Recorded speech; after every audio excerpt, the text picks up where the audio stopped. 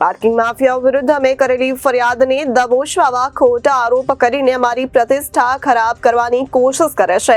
જીતેન્દ્ર કાછડિયાએ જણાવ્યું હતું કે ભૂતકાળમાં મેં આવા અનેક ગેરકાયદે કામો બાબતે ફરિયાદ કરી છે, જેને લઈને આવી ફરિયાદો કરીને અમને પ્રેશર આપે છે, જેથી એમના ગેરકાયદે કામોને અમે આંખ આડા કાન કરીએ.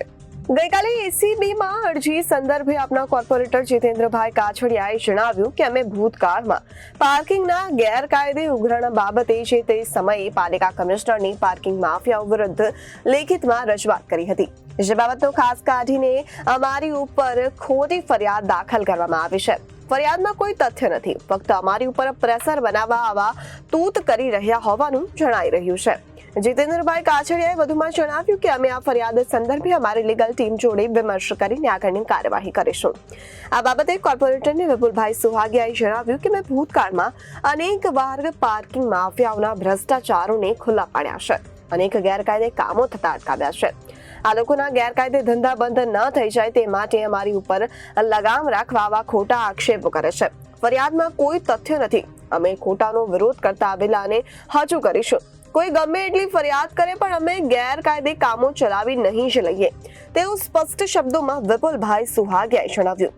વિપુલભાઈ સુહાગિયાએ વધુમાં જણાવ્યું કે આજથી લગભગ 8 થી 10 મહિના પહેલા જ બોમ્બે માર્કેટ પાસે પાર્કિંગ માફિયાઓ દ્વારા ગેરકાયદે ઉઘરાણા કરાતા હોવાની જાણ થતા તેઓને રંગે હાથે ઝડપી પાડ્યા, જે બાબતની ફરિયાદ પણ વરાછા પોલીસ સ્ટેશનમાં કરવામાં આવી હતી.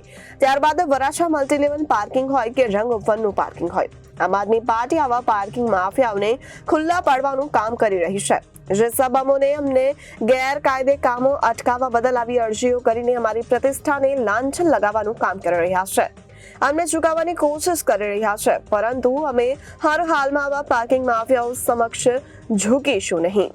સુરત મહાનગરપાલિકાના પાર્કિંગની મિલકતમાં પાર્કિંગ માફિયાઓ દ્વારા જે કોન્ટ્રાક્ટ પૂરો થઈ ગયો હોવા છતાં ખોટી રીતે પાર્કિંગના ઉઘરાણા કરતા હતા, તો જેના વિરુદ્ધ અમે પાલિકામાં કમિશનરે લેખિતમાં ફરિયાદ કરેલી છે.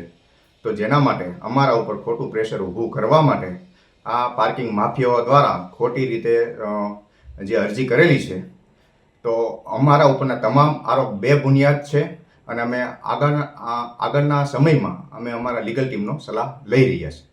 Reporter Arvind Rathod, Janadesh news, Surat.